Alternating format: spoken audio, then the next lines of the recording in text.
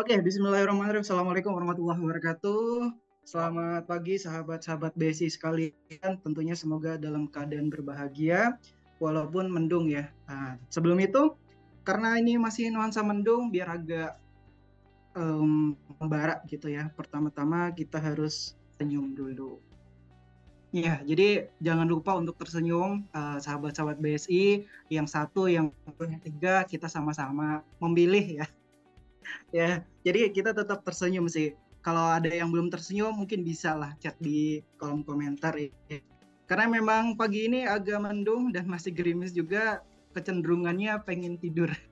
Nah, karena sudah ketemu dengan 1, 2, 3, tersenyum kayaknya bikin auranya ini ya, membawa aura positif. Oke, karena ini sudah tidak bisa pakai Mentimeter, jadi langsung aja.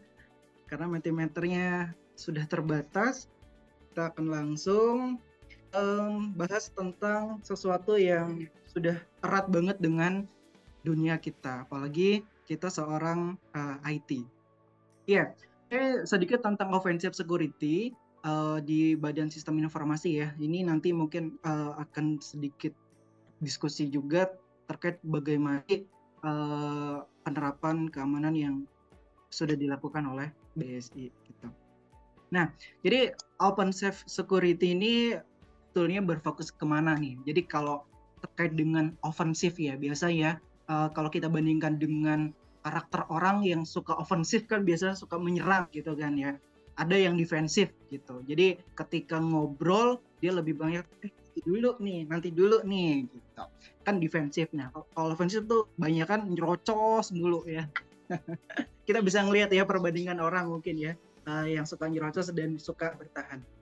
Oke, jadi analoginya mungkin seperti itu ya. Karena kegiatan ofensif ini sebetulnya memang untuk menguji pertahanan dan mengidentifikasi kerentanan, mengevaluasi, dan tentunya juga ini berkaitan dengan aktivitas langkah-langkah keamanan serta kalau di sektor pemerintah itu adanya di militer ya untuk mengumpulkan intelijen dan juga mengganggu aktivitas musuh. Iya biasa ya. Jadi kalau di intelijen itu pasti menerapkan ofensif juga.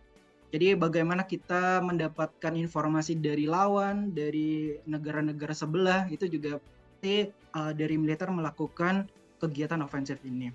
Termasuk mungkin kalau teman-teman punya musuh kan, biasanya stalking. Nah itu udah kegiatan ofensif tuh.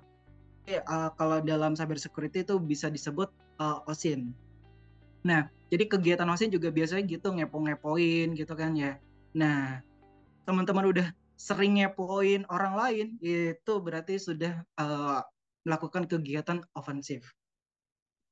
Oke, jadi kalau katakan perbedaan antara ofensif dan defensif itu sebetulnya apa sih? Nah, kalau singkatannya biasanya ada OffSec ya, terus sama DevSec gitu kan. Jadi offensive security sama defensive security. Kalau kita melihat dari tujuannya itu, kalau yang ofensif berfokus pada serangan proaktif. Kemudian kalau yang di defensifnya memang lebih merespon dan melindungi gitu. Nah, biasanya kalau merespon dan melindungi itu karakter seorang ibu. Bener nggak sih? Jadi kayak jangan gitu. Kalau bapak itu biasanya ya udah dicoba, ya udah dicoba. Kan agak berbeda tuh ya. Nah, bisa analoginya seperti itu. Kemudian kalau inisiator, berangkat dari mana sih sebetulnya ofensif itu? Nah,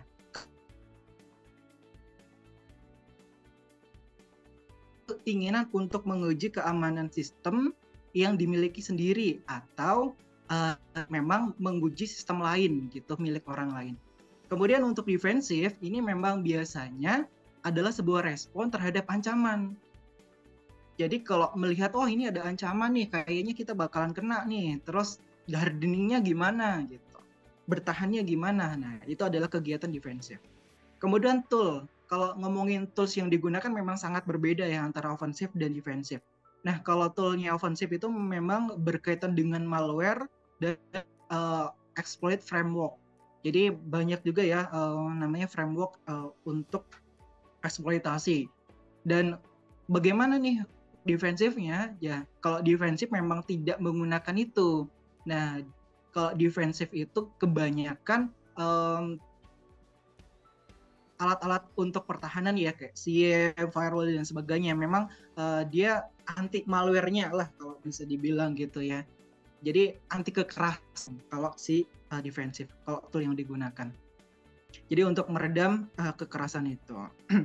Kemudian kalau ngomongin tentang fungsi offensive dan defensif ini, kalau offensive sendiri itu memang ini difokuskan pada pengujian keamanan sistem. Jadi memang ya yang namanya kegiatan offensive pasti kegiatan yang proaktif untuk mencari celah.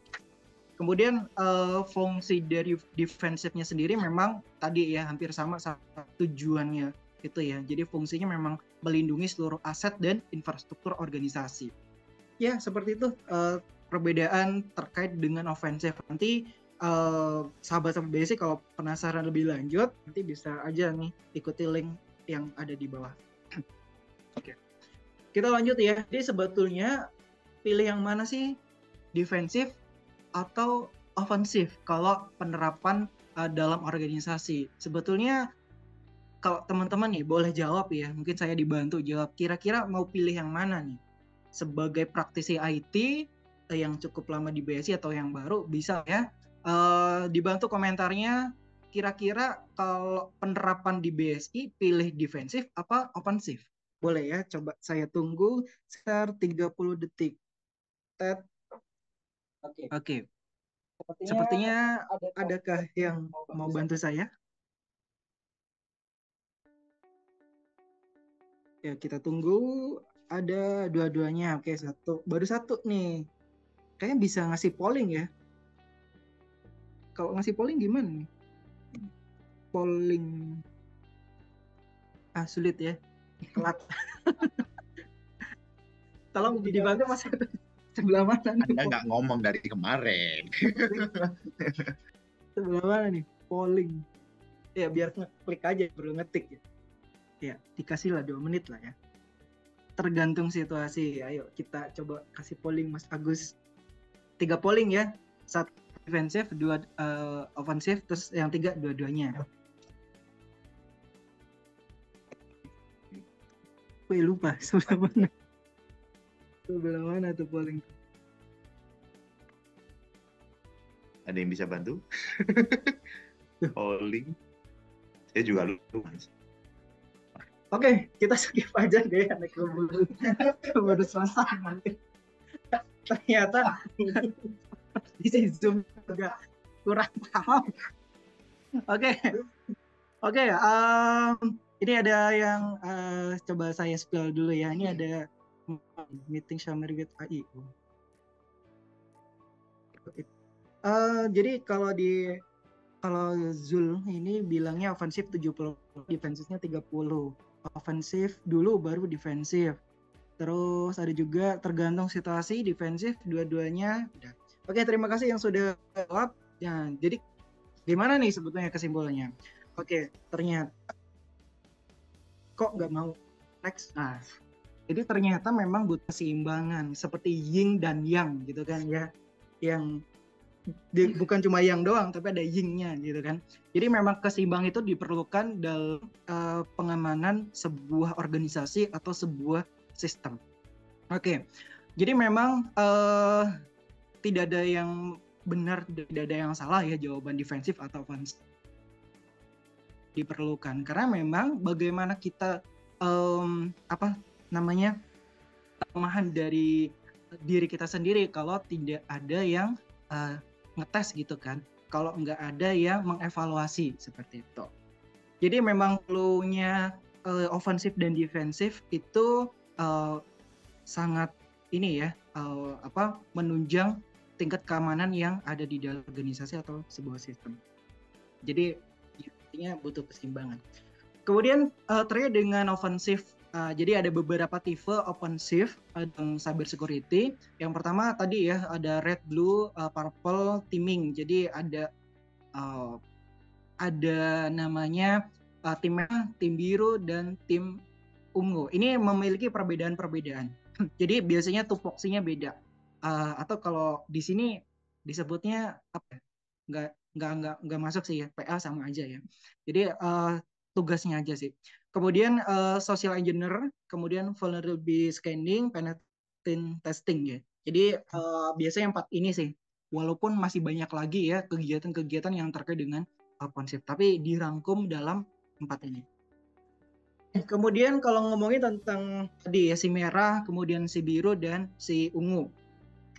Jadi ternyata kalau di dalam tren saat ini defensif atau ofensif itu sudah mengalami pergeseran, dan yang sekarang dibutuhkan adalah si ungu ini. Jadi kalau kita lihat perbandingan pekerjaannya itu, kalau si merah kan lebih banyak ke asesmen, kemudian pentest, social engineer. Karena kalau si blue ini implementasi kontrol, insiden respon, terus security monitoring. Nah, ini di dalam tren dunia security saat ini yang paling dibutuhkan adalah si tengah ini yang mempunyai 2 kemampuan. Jadi punya kemampuan ofensif dan punya kemampuan defensif. Nah, tapi kalau ngomongin terkait dengan defensif, akan sayang banget ya, ini belum bisa dimaksimalkan oleh para pelajar gitu, karena memang akan terbatas dengan alat yang digunakan. Kalau mau pengen jadi blue team itu kan paling tidak tahu firewall dan sebagainya. Nah, kalau pengen firewall atau pengen pakai firewall, ini kan akan kesulitan. Jadi biasanya kalau pelajar itu lebih kecondong ke red team, lebih banyak seperti itu. Jadi kayak lulusan-lulusan baru gitu biasanya lebih banyak ke arah sini, karena yang bisa dipelajari dan lebih banyak variasi itu di red team daripada blue team. Karena kalau blue team itu kan memang menunggu respon gitu ya. Terus biasanya mereka yang sudah ada di dalam organisasi. Nah, kalau mau pengen jadi blue team tapi belum masuk di organisasi, ini akan sulit gitu kan. Jadi tool-tool yang digunakan juga terbatas. Paling yang free gitu. Oke, itu terkait dengan red teaming, terus purple dan blue team. Kemudian kalau ngomongin tentang social engineering, jadi tadi kan ini salah satu tipe dari offensive ya. Jadi kalau ngomongin tentang social engineering itu sebetulnya yang pertama yang utama sekali dilakukan dan ini yang paling penting itu adalah information gathering atau biasa disebut atau istilahnya recon ya, reconnection. Sulit banget kan ngomong recon. Oke. Kemudian ada relation, exploitation, kemudian ada execution. Nah, tahap-tahap ini sebetulnya mereka lalui. Kita tidak terasa ternyata tiba-tiba saldo hilang dan sebagainya gitu kan. Mereka sudah disoceng gitu kan. Jadi informasinya banyak banget yang diambil gitu kan. Informasi gathering itu paling menentukan arah yang akan diambil. Jadi kalau ngomongin social engineering ini kan lebih banyak ini ya berkaitan dengan humanis ya, rasa sayang, kemudian rasa kecewa, rasa takut gitu kan. Nah ini di sini nih, jadi yang namanya tingkat keamanan paling tinggi pun ketika berhasil disoceng itu akan dilewatin semua, firewall, WAF, atau NAC atau apa semuanya ya. Ini akan dilewati karena sudah kena soceng. Jadi sosial itu kan menyerang si manusianya itu. Karena dalam sebuah sistem keamanan yang terlama itu bukan ternyata firewallnya, bukan networknya, tapi manusianya. Nah ini nih manusia-manusia ini nih yang perlu diedukasi gitu kan, biar terhindar dari soceng itu sendiri. Nah terkait dengan soceng banyak banget ya modus terkait dengan soceng. Ada yang mamah minta pulsa, terus papa minta obat dan sebagainya. Terus yang polisi dan masih banyak lagi. Atau yang bisa sekarang banget ya, yang kayak empang banget nyerang itu sebetulnya cinta gitu, love. Jadi ada tuh namanya love bombing gitu kan. Ini di tahun 2020-2021 marak banget ya soceng atau social engineering berupa hubungan relationship. Nah itu harus berhati-hati juga terkait dengan hal itu. Bisa jadi ternyata ada modus gitu kan. Ternyata modusnya adalah pengambilan saldo dan sebagainya. Yang LDR biasanya ya Mas Yen ya. Gimana? Yang Yang LDR-an biasanya Oh hati-hati. nggak tahu, Oh, kalau ini nggak tahu ya. biasanya kan Ini berdasarkan case aja case yang aja ada ya. Iya. 2020, 2021. Ini yang udah sampai diangkat ke TV itu, film. Oke, kemudian yang selanjutnya kegiatan dari OffSec ya, itu ada vulnerability scanning. Nah, kalau ngomongin vulnerability scanning kan memang kita lebih banyak assessment ya, kayak ini celahnya di mana. Kemudian ngomongin proses tentunya ya, sebetulnya prosesnya seperti apa. Kalau ngomongin tentang proses, lagi-lagi recon lagi nih ya. Jadi recon itu sesuatu yang penting dalam cyber security. Jadi kita bagaimana untuk langkah selanjutnya adalah di recon. Nah, di identifikasi dulu nih. Jadi istilahnya beda-beda. Tapi sama recon juga gitu. Identifikasi dulu IP-nya berapa gitu kan. Siapa orangnya atau kapan dia pergi, kapan dia lengah gitu kan. Ini yang masuk dalam recon. Jadi mengumpulkan informasi. Kemudian selanjutnya ada analisa, terus ada risk assessment, kemudian remediation. Ya, hal-hal ini juga dilakukan oleh badan sandi lagi.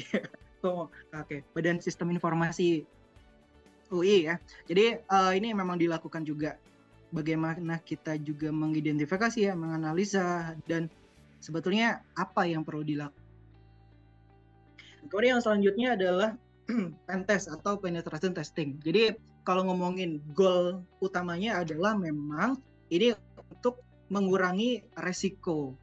Jadi resikonya itu dikurangi, kerentanannya jadi dikurangi gitu kan. Jadi memang ini kegiatan proaktif untuk mengevaluasi dari sebuah sistem yang ada.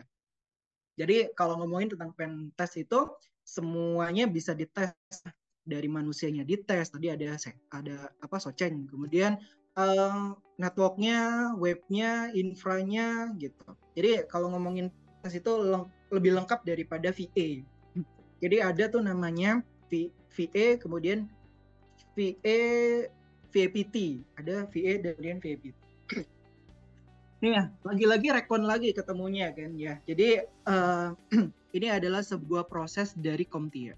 Jadi kalau mau tes itu ada 4 proses, kemudian akan di breakdown lagi, ada metode-metode yang lain. Yang pertama planning and scope. Ini biasanya bahas terkait dengan apa saja sih yang mau dites gitu. Nah, planning dan scoping ini berkaitan erat juga dengan administrasi ya pada nantinya. Biasanya itu nanti akan menentukan budget. Kemudian ada information gathering. Nah, ini recon lagi nih, information gathering. Jadi sebetulnya recon itu ya sama aja lah dengan information gathering. Kemudian ada vulnerability scan juga. Kemudian selanjutnya attack and exploit. Biasanya untuk di tahap kedua ini yang akan menentukan langkah apa yang harus diambil. Mau exploitnya sampai mana, kemudian mau mengambil metode yang mana lagi. Ini berkaitan erat banget yang poin nomor 2. Kemudian selanjutnya reporting dan komunikasi. Nah, dari semua tahap ini, dari information gathering, kemudian attack and exploit, itu biasanya semuanya dikomunikasikan. Jadi akan berbeda dengan biasa kita dengar gitu ya, ada bug bounty gitu. Kalau bug bounty nggak ada yang dikomunikasikan, semuanya dibabat habis. Jadi recon dapat, IP-nya berapa, sistemnya apa, gitu, yang kebuka apa, ternyata bisa diinjek SQL, injek aja gitu kan. Terus dapat database-nya, ya, terus udah bablas aja semuanya gitu kan. Nah, itu biasanya ada namanya cyber kill chain ya, itu ada 7 tahap. Nah, tapi kalau dari BS itu tidak 7 tuh terus kita lakukan. Jadi kita hanya dapat informasi, terus itu yang menganggap bahwa kita itu bahwa data yang kita dapat itu penting, ya udah kita biasanya laporkan. Jadi ketika itu udah melanggar CAA, jadi melanggar kerahasiaan, kemudian integritas dan ketersediaan, itu sudah menjadi poin yang bisa dilaporkan. Nah, biasanya itu. Jadi ketika sudah melanggar, ya udah itu cukup gitu kan. Kita tidak menanam malware dan sebagainya atau merusak dari sebuah sistem yang ada. kita hanya mendapatkan informasi.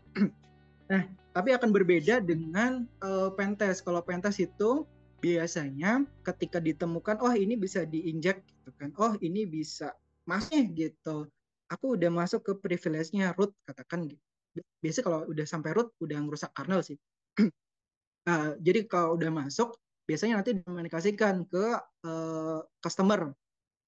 Jadi ke pengampu kepentingan ya. Misal kayak, oh ini bisa sampai eskalasinya ke sini gitu, mau dicoba atau tidak. Jadi memang harus ada itu. Karena kalau di pentas itu ada NDA yang ditandatangani. Nah, ketika di luar itu kita bisa dituntut. Jadi ini ya, kegiatan yang legal dan cukup berisiko juga memang kegiatan pentas, karena ketika skopnya udah keluar itu menjadi pisau bermata dua juga. Ya, karena ada cerita juga kayak disuruh misal pentas satu domain aja, terus kayak menganggap bahwa ya, domain ada relasi ke domain yang lain gitu. Terus domain yang lain yang subdomain gitu, subdomainnya dites juga nih. Terus akhirnya dilaporkan misalkan subdomain itu. Nah, itu kita bisa dituntut malah karena itu menyalahi skop yang sudah disepakati di awal. Jadi memang perlu hati-hati ketika melakukan pentest. Jadi cukup dengan skop yang ada dan selalu dikomunikasikan. Gitu. Teman-teman dan sahabat BSI, mungkin ini tidak asing ya berita kemarin dan kemarin lagi yang rame sebetulnya udah dari Januari tanggal 14 dan ini sudah tanggal 18 ya, sudah 2 hari yang lalu. Berarti ini PT KAI tinggal punya 12 hari lagi ya. Tapi ternyata datanya udah banyak yang bocor. Oke. Kalau melihat dari ini, teman-teman semua, BSI, ini ada statement yang cukup menarik dari Pak Gilgan. Jadi kalau Gildas ngomongnya gini, meretas itu nikmat, mengamankan adalah mimpi buruk, dan itu nyata. Karena dengan kita meretas, kita mendapatkan benefit. Tapi dengan kita menutup celah, itu memang suatu hal yang sulit. Jadi ini relate banget apa yang disampaikan Pak Gildas. Kemudian kalau kata Tan Malaka, pertahanan yang baik atau sebaik-baiknya pertahanan adalah yang dilakukan dengan menyerang. Mungkin itu aja dari saya. Terima kasih banyak. Kalau mau kontak bisa ke soc@widio.id atau kalau mau tahu cybersecurity BSI bisa di bsi.uiac.id/cybersecurity. Terima kasih. Wassalamualaikum warahmatullahi wabarakatuh.